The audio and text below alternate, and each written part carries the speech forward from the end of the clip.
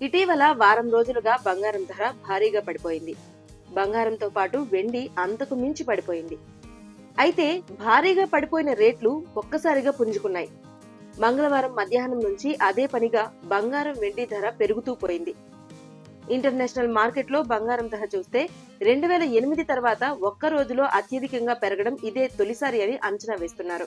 ఇక వెండి కూడా గత వారం పడిపోయిన ధర నుంచి భారీగానే పుంజుకుంది. ఈసారి వెండి కంటే బంగారం విలువే ఎక్కువగా పెరిగింది.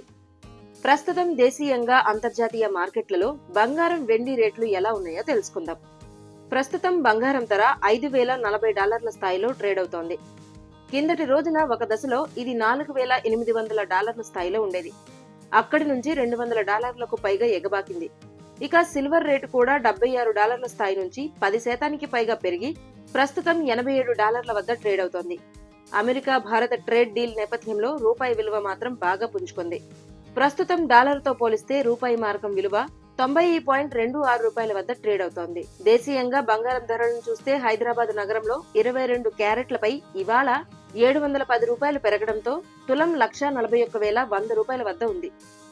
దీనికి ముందు వరుసగా 6,800, 7,900, 8,850 రూపాయల మేర తగ్గాయి.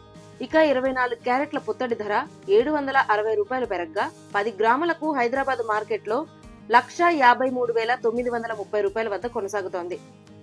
ఇది అంతకు ముందు వరుసగా 7,410 రూపాయలు, 8,620 రూపాయలు, 9,650 రూపాయల చొప్పున తగ్గుముఖం పట్టాయి. వెండి ధరల విషయానికి వస్తే ప్రస్తుతం హైదరాబాద్ మార్కెట్లో కేజీకి స్థిరంగా 3 లక్షల వద్ద ఉంది. ఫిబ్రవరి 3న ఇంట్రాడేలో ఒక దశలో 20,000 తగ్గినట్లే తగ్గి మళ్లీ అదే స్థాయికి చేరింది. దీనికి ముందు వరుసగా 20,000, 85,000, 20,000 చొప్పున మొత్తంగా 4 రోజుల్లో 1.25 లక్షల మేర ధర తగ్గింది. ఇంకా ఇవాళ కూడా భారీగా ధరలు పెరిగే అవకాశం ఉందని నిపుణులు చెబుతున్నారు.